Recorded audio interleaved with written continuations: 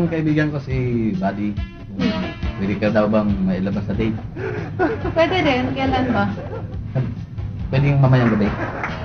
O sige. Kami na lang dadaan sa inyo mamaya. Sila. Sobra na pala tayo sa oras. Tara na. May lakad pa tayo eh. Susunod na lang ako. Ay, mag-shower na. 8 mamaya. 8.